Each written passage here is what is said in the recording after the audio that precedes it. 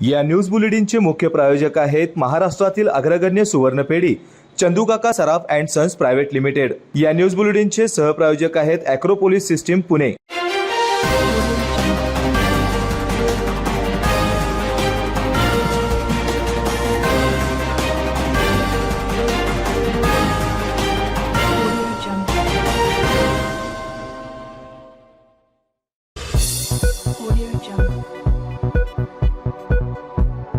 कोल्हापूरला ऐतिहासिक वारसा आहे। विमानतळावर देश विदेशातून येणाऱ्या प्रवाशांना कोल्हापूरच्या समृद्ध वैभवशाली इतिहासाची प्रचिती येईल अशा पद्धतीने कोल्हापूर विमानतळाची नवीन टर्मिनल इमारतीची बांधणी करा अशी अपेक्षा व्यक्त करून येत्या दसऱ्यापूर्वी इमारतीचे लोकार्पण होण्याच्या दृष्टीने जलद गतीने कामे पूर्ण करण्याच्या सूचना केंद्रीय नागरी विमान वाहतूक मंत्री ज्योतिरादित्य सिंधिया यांनी केल्या।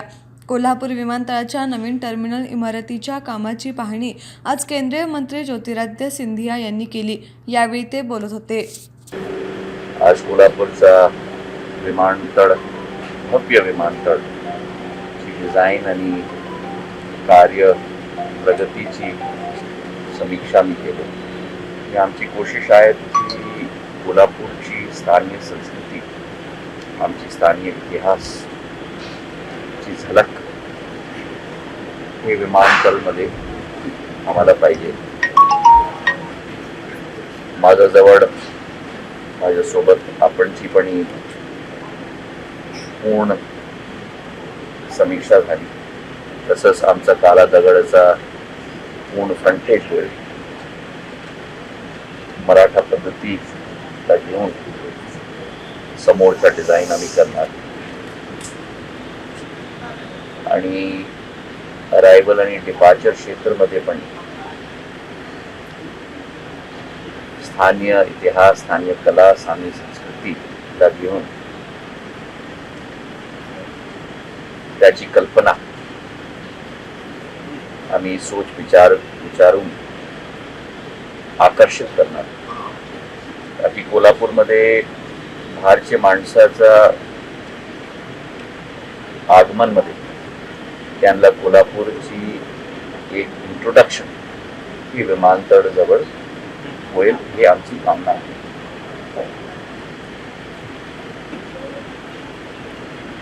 40,000 स्क्वेअर फूटचा हे विमानतळ होणार। 256 करोड रुपयाची राशी घेऊन हे विमानतळ तयार होईल आणि आमची कामना आहे की दशेराचा अगोदर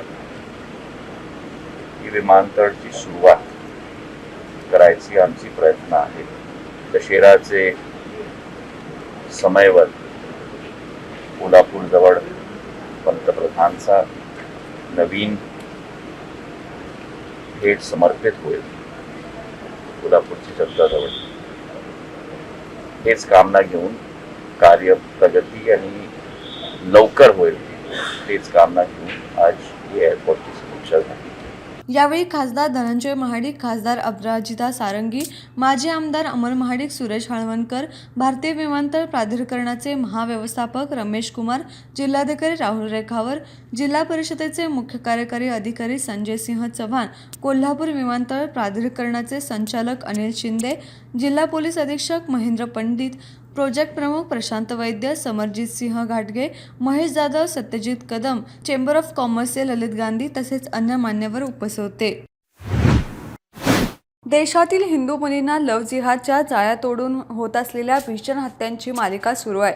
त्यामुळे सरकारने तात्काळ लव्ह जिहाद विरोधी कायदा करून हिंदू मुलींची हत्या करणाऱ्या लव्ह जिहाद्यांना तात्काळ फासावर चढवण्याची मागणी हिंदू राष्ट्र जागृती आंदोलनाच्या वतीने करण्यात आली आहे। हिंदू मुलींच्या हत्यांच्या निषेधार्थ छत्रपती शिवाजी महाराज चौकामध्ये जोरदार घोषणाबाजी करण्यात आली।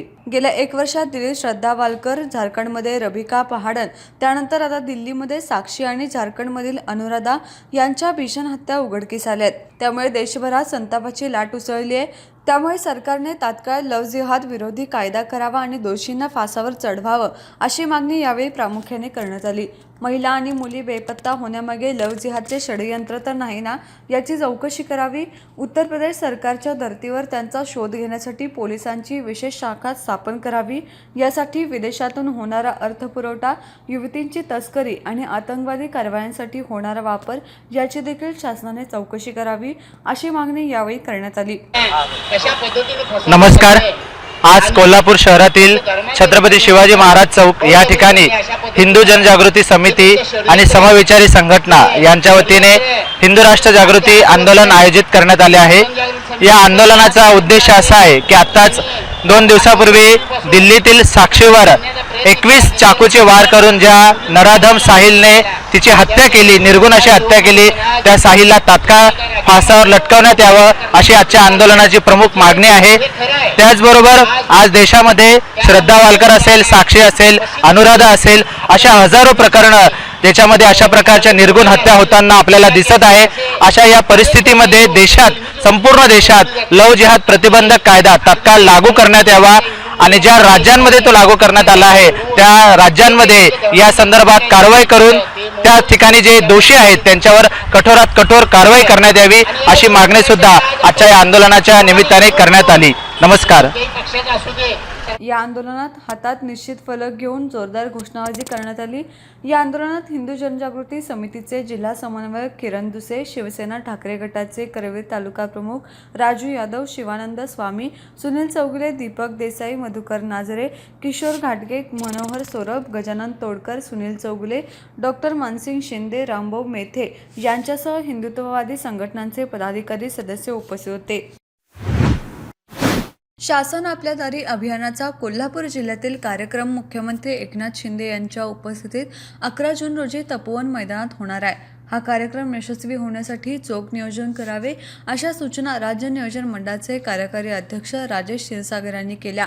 शासन आपल्या दारी अभियानांतर्गत तपोवन मैदानात होणाऱ्या कार्यक्रमात मुख्यमंत्री एकनाथ शिंदे यांच्या हस्ते प्रतिनिधी स्वरूपात लाभ वाटप करण्यात येणार आहे। या कार्यक्रमाच्या पार्श्वभूमीवर राज्य नियोजन मंडळाचे कार्यकारी अध्यक्ष राजेश क्षीरसागर, जिल्हाधिकारी राहुल रेखावार व पोलीस अधीक्षक महेंद्र पंडित यांनी एकत्रितपणे तपोवन मैदानाची पाहणी केली। यावेळी क्षीरसागर यांनी शासन आपल्या दारी कार्यक्रमासाठी जिल्ह्यातील हजारो नागरिक उपस्थित राहतील, कार्यक्रमाला उपस्थित राहणाऱ्या नागरिकांसाठी बैठक आवश्यक सुविधा उपलब्ध करून द्या, नागरिक बाहेर पडताना गर्दी होऊ नये व वाहतूक कोंडी होऊ नये यासाठी योग्य नियोजन करा, तसेच प्रशस्त वाहनतळाची व्यवस्था करा अशा सूचना क्षीरसागर यांनी संबंधित अधिकाऱ्यांना केल्या। राज्यामध्ये पहिल्यांदा कर्तबगार नेते आणि राज्याचे मुख्यमंत्री एकनाथजी शिंदे साहेब यांनी योजना आपल्या दारी, शासन आपल्या दारी अशा पद्धतीची योजना या ठिकाणी राज्यामध्ये सुरू केली।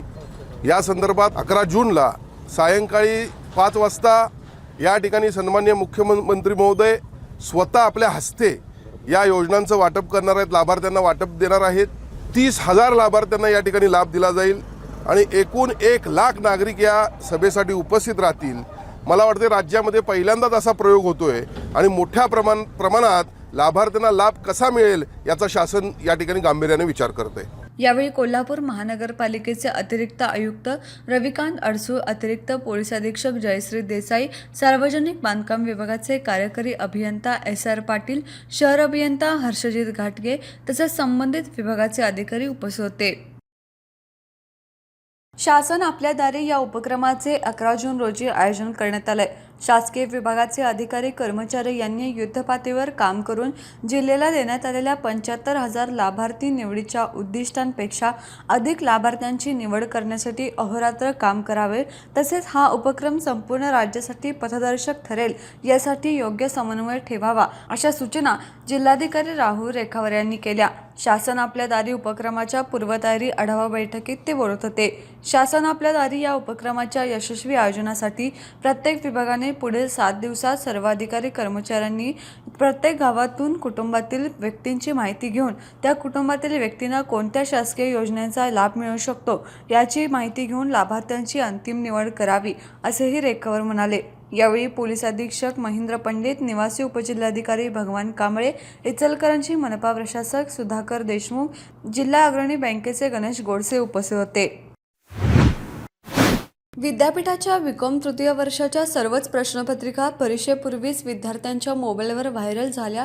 याला कारणीभूत कोण? विद्यापीठ इतक्या सुरक्षा यंत्रणेत पेपर फुटतोच कसा? संबंधित अधिकारी काय झोपा काढतो की जाणून बुजून करतो? असा सवाल कोल्हापूर युवा सेनेने आज केलाय.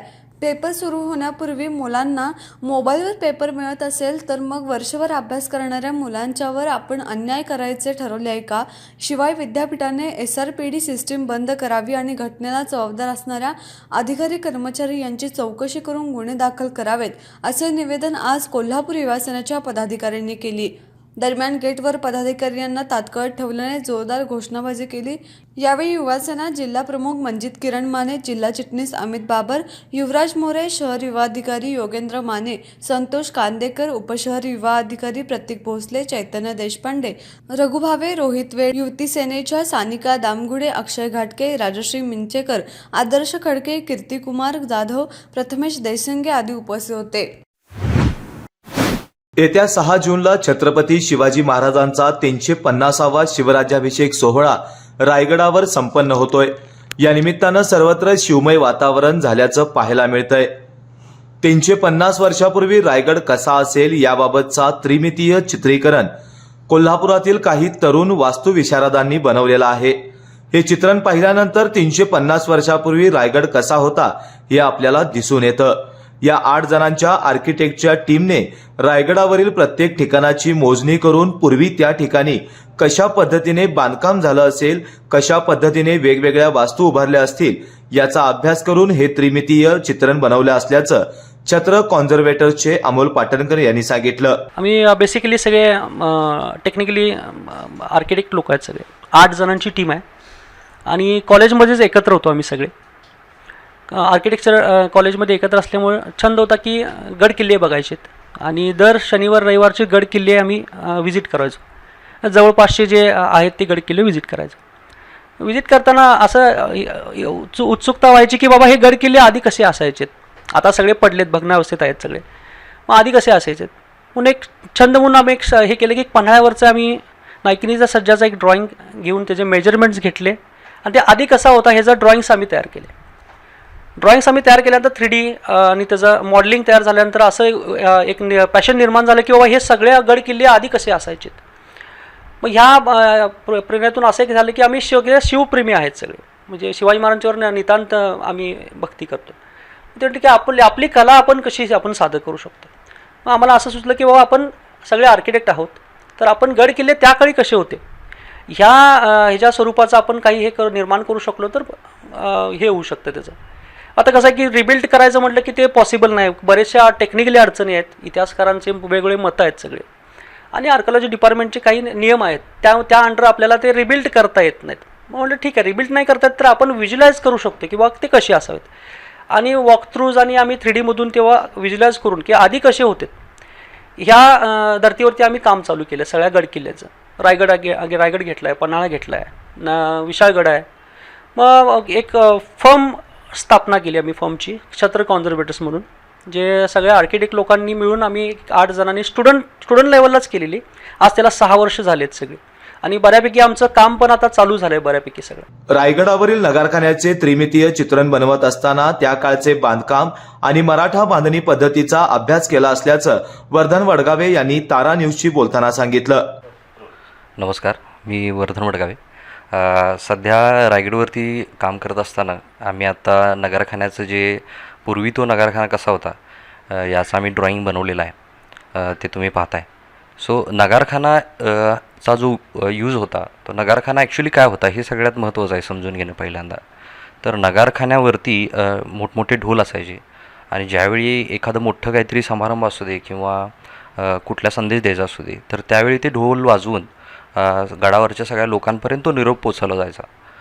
किंवा युद्ध व्हायचं आहे किंवा काहीही राजकीय घटना असू दे जी खूप महत्त्वाची आहे. सो आपण जर बघितलं नगारखान्यामध्ये तर वरच्या फर्स्ट फ्लोअरला आपल्याला खूप सारे तुळे किंवा वुडन पिलर्सचे खाचे आपल्याला बघायला मिळतात विटांमध्ये. आता तो जो विटांचा जो वापर केलेला आहे त्या सगळ्या जुन्या विटा आहेत, ज्या पुस्तकी विटा म्हणतो आपण त्यांना, आणि ती जे बांधकाम केलेलं आहे ते सगळं चुन्याचं बांधकाम केलेलं आहे. सो आपण त्याचा थोडा अभ्यास करून ते स्ट्रक्चरल ॲनालिसिस करून आणि रायगडचे जे जुनी स्ट्रक्चर्स आहेत, रायगड वाडीमधले असू दे, किल्ल्यावरती असू दे, सो त्यांच्या रेफरन्समधून त्याची रूटची स्टाईल किंवा त्यांची बांधणी पद्धत, मराठा बांधणी पद्धत जी हिरोजी इंदुलकरांनी 17व्या शतकामध्ये रायगड बांधला, जो इतका सुंदर होता, सो ते आम्ही पुन्हा एक क्रिएट करायचा प्रयत्न केलेला आहे. आणि रायगडचं रात्रीचं जे सौंदर्य आहे ते सुद्धा आम्ही दाखवायचा प्रयत्न केलेला आहे. सो त्याचबरोबर अजून रायगडवरील खूप साऱ्या वास्तू आहेत, त्यांचंसुद्धा त्या वास्तू आधी कशा दिसत होत्या याच्यावरती सुद्धा आमचं काम चालू आहे. सो ते सुद्धा तुम्हाला लवकरच बघायला मिळेल. धन्यवाद. नगारखान्याचे हे त्रिमितीय चित्रण पाहिल्यानंतर 350 वर्षापूर्वी रायगड कसा होता याचे चित्र आपल्या डोळ्यासमोर उभं राहतं.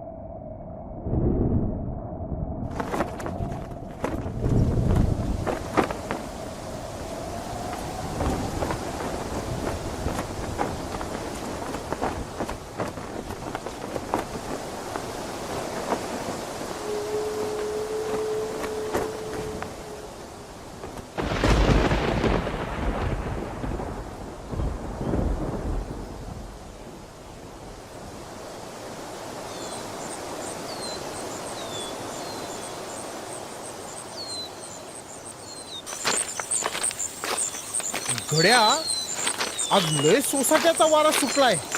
अक्षी शिवाजच तांडवच चाललंय बघ जरी. होय कान्होजी, गडाला वीरश्रीचा साथ चटा. अगा, गड जणू महादेवाचा कैलासच भासतोय की.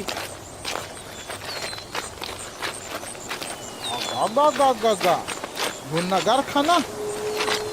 आई भवानीनं सह्याद्रीचा काळा कातळ खोदून कैलासाच्या महादेवाचा दरबार भरवलाय जणू. विपरीत करणी आणि नारळात पाणी. यो सोन्याचा कळस रामाची अयोध्या भासतीया जणू. शिंग फुकताना, नौबत झडताना, हलगी कैताळ घुमताना आणि लेझिम नाचिवताना या नगारखान्याचा बाग बघितल्यावर दिल्लीचा तख्त हालत असेल गड्या. होय होय.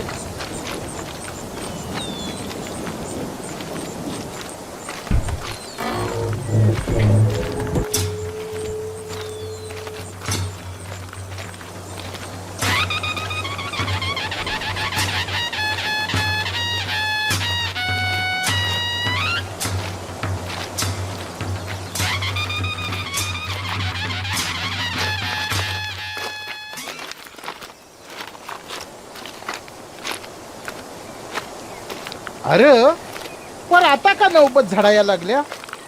राज आलं का नगारखान्यात? अरे नाही, सराव लागतोय गड्यासनी. त्या परत साथ चढत नाही मरदा.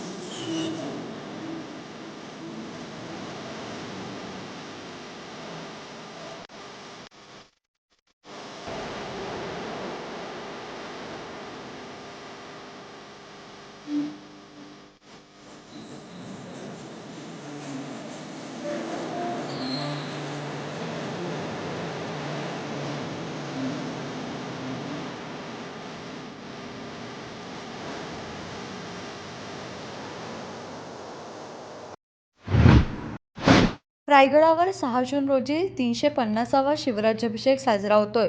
या निमित्ताने शिवराज्याभिषेक दिनाच्या पूर्वसंध्येला कोल्हापुरातील स्त्रीरोग आणि प्रसूती तज्ज्ञ डॉक्टर अल्पना सोपान चौगुले यांनी जलरंगाने रेखाटलेल्या शिवराज्याभिषेक या चित्राचं वितरण संभाजीराजे छत्रपती आणि युवराज्ञी संयोगिता राजे यांच्या हस्ते रायगडावर होणार असल्याची माहिती चित्रकर्ती डॉक्टर अल्पना चौगुले यांनी पत्रकार परिषदेत दिली.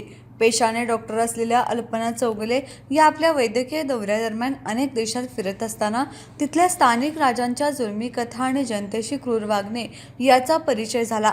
त्यानंतर त्यांना सर्वश्रेष्ठ मानवी स्वातंत्र्य, समता, बंधुता ही लोकशाहीची तत्त्व खरोखर आत्मसात करून रयतेला स्वराज्य मिळवून देणाऱ्या पहिल्या छत्रपती शिवरायांना अभिवादन म्हणून शिवराज्याभिषेक सोहळ्याचे जलरंगाच्या माध्यमातून चित्र रेखाटण्याचं डॉक्टर चौगुले यांनी ठरवलं. यासाठी मास्टरपीस रेखाटताना त्यांनी अनेक चित्रकारांच्या चित्रांचा अभ्यास, पुस्तकांचे वाचन आणि ज्येष्ठ इतिहास संशोधकांकडून माहिती गोळा केली. त्यानुसार 2009 साली त्यांनी जलरंगाच्या माध्यमातून हे चित्र रेखाटलं.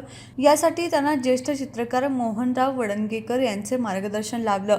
3 ते 4 महिन्यानंतर चित्र पूर्ण होताच मराठा महासंघाचे राष्ट्रीय उपाध्यक्ष वसंतराव मोळीक आणि इतिहासकार इंद्रजित सावंत यांनी डॉक्टर चौगुले यांना त्यांच्या चित्रांचं प्रदर्शन भरवण्यास सांगितलं.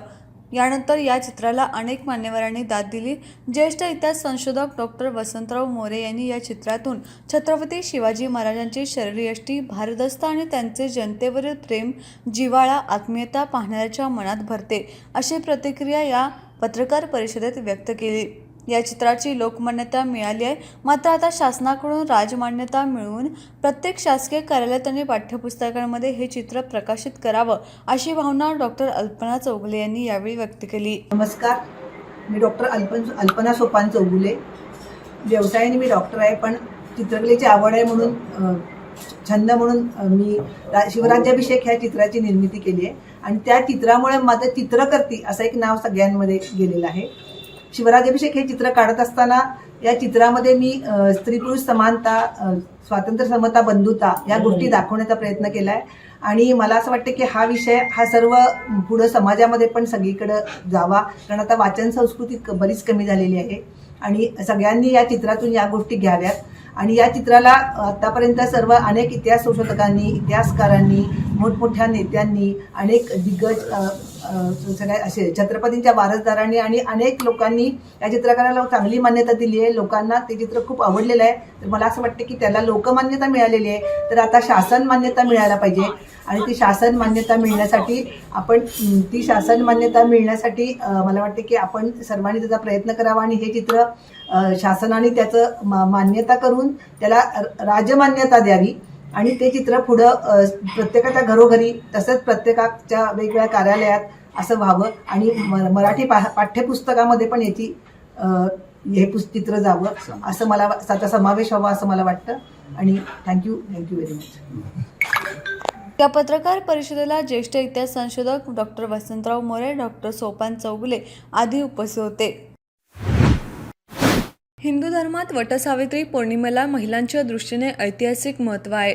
या दिवशी हिंदू धर्मातील महिला उपवास ठेवून आपल्या पतीसाठी परंपरेने चालत आलेल्या वडाच्या झाडाचे पूजन करून जन्मोजन्मी हाच पती मिळावा यासाठी वडाच्या झाडाची मनोभावे पूजा करतात.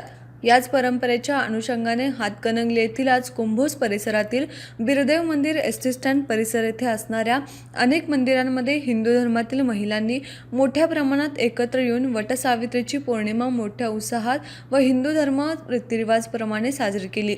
यावेळी महिलांनी एकमेकीला हळदी कुंकू लावून सौभाग्याचं देणे असणाऱ्या आपल्या पतिदेवासाठी मागणं मागितलं. आज सकाळपासूनच बिरदेव मंदिर व एसटी स्टँड परिसरातील वडाच्या झाडाशेजारी हिंदू धर्मातील अनेक महिलांनी मोठ्या प्रमाणात पूजेसाठी गर्दी केली होती. यावेळी ग्रामपंचायत कुंभोज यांनी वडाच्या झाडाची तोड न करता सर्व महिलांनी वडाच्या झाडाची मनोभावे व सुरक्षा घेऊन पूजा करावी असे आवाहन कुंभोज ग्रामपंचायतीच्या सरपंच सौ जयश्री जाधव यांनी केली. त्यांच्या या आवाहनाला प्रतिसाद देत महिलांनी गावात वृक्ष संवर्धन करत कोणत्याही झाडाची तोड न करता मनोभावे वडाच्या झाडाचे पूजन केलं व वडाच्या झाडाची पूजेबरोबर झाडाला पाणीही अर्पण केलं. वटसावित्री पौर्णिमामुळे आज बिरदेव मंदिर परिसरात मोठे धार्मिक वातावरण तयार झाले होते. तारा न्यूजसाठी इचलकरंजीहून विनोद शिंगे. ओरिसा येथील बालासोर जवळ 3 रेल्वे गाड्यांची एकमेकांना धडक झाल्याने मोठी जीवितहानी झाली. दुर्घटनेत आतापर्यंत 298 प्रवासी मृत्युमुखी झाले असून 800च्या वर प्रवासी गंभीर जखमी झालेत. आधी कोरोमंडल एक्सप्रेस व मालगाडीची धडक झाली, नंतर त्याच ठिकाणी हावडा एक्सप्रेसची धडक झाल्याने शेकडो प्रवाशांचा मृत्यू झालाय. या दुःखद घटनेत मृत्युमुखी पडलेल्या नागरिकांना आपच्या वतीने बिंदू चौक येथे जमून श्रद्धांजली वाहण्यात आली. यावेळी जिल्हाध्यक्ष निलेश रेडेकर, संजय साळुंखे, अमरच्या पाटील, दुष्यंत माने, राकेश गायकवाड, रवी राऊत, पूजा अडदंडे, प्रथमेश सूर्यवंशी, उमेश वडर, आदम शेख, अभिजित कांबळे आदी उपस्थित होते. हातकणंगले तालुक्यातील कुंभोज इथं एका सर्वसामान्य गरीब कुटुंबात जन्माला आलेल्या नेहा नंदकुमार माळी या विद्यार्थिनीने बाहुबली MG शहा विद्यामंदिर इथं 10वी परीक्षेत 94.80% गुण प्राप्त केले आहेत. परीक्षेच्या आदल्या दिवशी वडिलांचे झालेले निधन स्वतःवर आणि कुटुंबावर ढासळलेला दुःखाचा डोंगर सावरत असताना समोर असणारी 10वी बोर्डाची परीक्षा हे नेहासमोर एक मोठं आव्हानच होतं. नेहाने दुःखाचे सावट मनावर ठेवत 10वीची परीक्षा दिली. काल या 10वीच्या परीक्षेचा लागलेल्या निकालात नेहाने तब्बल 94.80% गुण प्राप्त केलेत. एका सर्वसामान्य गरीब कुटुंबात आपला जन्म झाला. आई वडिलांच्या आशीर्वादाने आपण 10वी पर्यंतचं शिक्षण पूर्ण केलंय. 10वी परीक्षेतच वडिलांचं निधन झाल्यानं मनावरती फार मोठा दुःखाचा डोंगर कोसळला. पण आपले यश हीच वडिलांना श्रद्धांजली ठरणार या अपेक्षेने मी परीक्षा दिली आणि त्यामध्ये मला चांगलं यश प्राप्त झालं. मला कॉम्प्युटर इंजिनियर होण्याची इच्छा असून माझ्या कुटुंबाच्या आर्थिक परिस्थितीमुळे ती इच्छा पूर्ण होईल का नाही याची चिंता लागून राहिलं असल्याचं नेहाने तारा न्यूजशी बोलताना सांगितलं. मी नेहा नंदकुमार माळी. मला इयत्ता 10वी मध्ये 94.80% मिळाले आहेत. मी MG शहा विद्यामंदिर या शाळेमध्ये शिकलेले आहे. माझ्या बोर्डाच्या परीक्षेवेळी माझ्या वडिलांचे निधन झाले. अशा परिस्थितीतही मला एवढे चांगले गुण मिळालेले आहेत. मला या सर्व प्रगतीमध्ये मला माझ्या आईचे व माझ्या वडिलांचे फार मोलाचे सहकार्य मिळालेले आहे. मी पुढे इंजिनिअरिंग करण्याचे ठरवलेले आहे. माझी घराची आर्थिक परिस्थिती बेताची असल्यामुळे त्यासाठी मला तुमच्या सहकार्याची गरज आहे. यावेळी नेहाच्या डोळ्यात आलेले पाणी अनेक दानशूर व्यक्तींना मदतीची हाक मारत असल्याचं जाणवत होतं. परिणामी परिस्थितीने गरीब असली तरी बुद्धीने हुशार असणाऱ्या नेहा माळीला अशोकरावजी माने इंजिनिअरिंग कॉलेज अथवा DKTE कॉलेज इथं इंजिनिअरिंग पूर्ण करण्याची इच्छा असून त्यासाठी तिला दोन्ही कॉलेजच्या व्यवस्थापनाच्या मदतीची अपेक्षा आहे. यावेळी नेहा माळी हिचा सत्कार 7 मित्रांची तरुण मंडळ, किरण माळी युवा मंच आणि ग्रामपंचायत कुंभोज यांच्या वतीनं करण्यात आला. तारा न्यूजसाठी कुंभोजहून विनोद शिंगे. राज्य नियोजन मंडळाचे कार्यकारी अध्यक्ष राजेश क्षीरसागर यांच्या पुढाकारातून कोल्हापुरातील राजाराम तलाव परिसरात आंतरराष्ट्रीय कन्व्हेन्शन सेंटर करण्यात येणार आहे. या कन्व्हेन्शन सेंटरला आता शिवसेना ठाकरे गटाने विरोध दर्शवलाय. कन्व्हेन्शन सेंटर हे कोल्हापुरात व्हावे यास आमचा विरोध नाही, मात्र हे सेंटर पाणलोट क्षेत्र असलेल्या राजाराम तलावाजवळ होत आहे याला आमचा विरोध आहे. जिल्हा प्रशासनासह राज्य सरकारने याचा विचार करावा अशी मागणी शिवसेना ठाकरे गटाचे जिल्हा प्रमुख संजय पवार यांनी केली आहे. सेंटर करा, हे सर्वांसाठी खुलं आहे का? तिथं काय करणार आहात तुम्ही? हा पैसा कुणाच्या घरातला किंवा खिशातला नाही आहे. हा पैसा आमचा आहे, हा जनतेचा पैसा आहे आणि त्या पैशाचा पुरेपूर उपयोग ह्या जनतेसाठी झाला पाहिजे, कोल्हापूरकरांसाठी झाला पाहिजे. कुठलं 5 स्टार हॉटेल किंवा मोठा क्लब जर तिथं होणार असेल तर त्याला आमचा 100% विरोध असणार आहे. आणि राजाराम तलाव इथं हे कन्व्हेन्शन सेंटर होऊ नये ही अशी आमची स्पष्ट भूमिका आहे. पालकमंत्र्यांनी आणि जिल्हाधिकाऱ्यांनी याचा फेरविचार करावा अशी त्यांना मला विनंती आहे. दरम्यान राजाराम तलाव इथं कन्व्हेन्शन सेंटर उभारण्याच्या वादावरून शिवसेनेच्या दोन्ही गटातील वाद पुन्हा एकदा चिघळण्याची शक्यता निर्माण झाली आहे. शिवसेना ठाकरे गटाचे खासदार संजय राऊत यांनी भर पत्रकार परिषदेत विचारलेल्या प्रश्नावर थुंकण्याची निंदनीय कृती केली. या विरोधात शिवसेनेच्या वतीने छत्रपती शिवाजी महाराज चौकात खासदार संजय राऊत यांच्या पोस्टरला जोडे मारो आंदोलन करण्यात आले. यावेळी बोलताना राज्य नियोजन मंडळाचे कार्यकारी अध्यक्ष राजेश क्षीरसागर यांनी मातोश्रीला लागलेल्या ग्रहणाचे मुख्य कारण असलेले संजय राऊत महाराष्ट्र राज्याची संस्कृती आणि शिवसेना प्रमुख बाळासाहेब ठाकरे यांचे संस्कार विसरले आहेत. त्यांनी वेळीच आपल्या असभ्य कृतीला लगाम घालावा, अन्यथा शिवसेना प्रमुख बाळासाहेब ठाकरे यांच्या विचारांचे शिवसैनिक संजय राऊत यांना रस्त्यावर फिरू देणार नाही असा सज्जड इशारा क्षीरसागर यांनी दिलाय.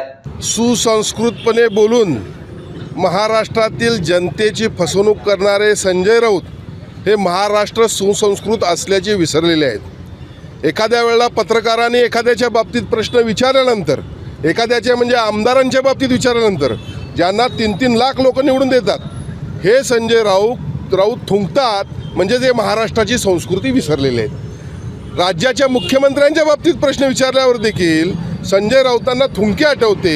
निश्चितपणे येणाऱ्या निवडणुकांमध्ये मतदार यांच्यावर तोंडावर थुंकल्याशिवाय राहणार नाहीत. संजय राऊत, आपण सांभाळा. वेळीच आपल्याला आता बरेच दिवस झालेले आहेत. कोल्हापुरातली, महाराष्ट्रातली जनता आपल्याला कंटाळलेली आहे आणि जे काय आपलं वर्तन आहे ते सांभाळून करा, नाहीतर पुढच्या काळामध्ये शिवसेना प्रमुखांच्या विचाराचे शिवसैनिक आपल्याला रस्त्यावर फिरून देणार नाहीत. यावेळी शिवसैनिकांनी जोरदार घोषणाबाजी करत संजय राऊत यांचा निषेध केला. यावेळी शिवसेना जिल्हाप्रमुख सुजितभाऊ चव्हाण, शिवाजी जाधव, शहर प्रमुख रणजित जाधव, महेंद्र घाटगे, रमेश खाडे, उदय भोसले, तुकाराम साळोके, किशोर घाटगे, तालुका प्रमुख बिंदू मोरे, युवासेना जिल्हा संपर्क अधिकारी प्रसाद चव्हाण, चेतन शिंदे, पियुष चव्हाण, अंकुश निप्पाणीकर, कपिल केसरकर आदींसह शिवसैनिक मोठ्या संख्येने उपस्थित होते. कोल्हापुरात शिवाजी पेठेतील निवृत्ती चौकात प्रकाश बोडके या तरुणावर झालेल्या हल्ल्याप्रकरणी 6 संशयितांना जुना राजवाडा पोलिसांनी ताब्यात घेतलंय. युवराज शेळके, कृष्णात बोडेकर, केदार धुरके, करण शेळके, राहुल हेगडे, राजू बोडके अशी ताब्यात घेतलेल्यांची नावे आहेत. तर विलास उर्फ चिक्या याच्यासह 3 जण अद्याप पसार आहेत. बुधवारी दुपारच्या दरम्यान शिवाजी पेठेतील निवृत्ती चौकात पूर्व वैमनस्यातून प्रकाश बोडके या तरुणाचा 10 जणांनी पाठलाग करून तलवारीने प्राणघातक हल्ला केल्याची घटना घडली आहे. या हल्ल्यात प्रकाश बोडके हा गंभीर जखमी झाला होता. सध्या त्याच्यावर खासगी रुग्णालयात उपचार सुरू आहेत. दरम्यान बोडके याच्या फिर्यादीवरून 10 जणांवर जुना राजवाडा पोलीस ठाण्यात गुन्हा दाखल करण्यात आलाय. यानंतर संशयितांच्या शोधासाठी जुना राजवाडा पोलिसांसह इतर ठाण्यातील पथके रवाना केली होती. अखेर 4 दिवसांनी पोलिसांनी पीरवाडी इथल्या बिरोबा मंदिर माळावरून ताब्यात घेतलंय. काही महिन्यांपूर्वी प्रकाश बोडके यांनी संतोष बोडके यांच्यावर तलवारीने हल्ला करत दहशत माजवली होती. आमच्यावर देखील हल्ला होईल या भीतीने प्रकाश बोडके याच्यावर हल्ला केला असल्याची कबुली संशयितांनी पोलिसांना दिली आहे.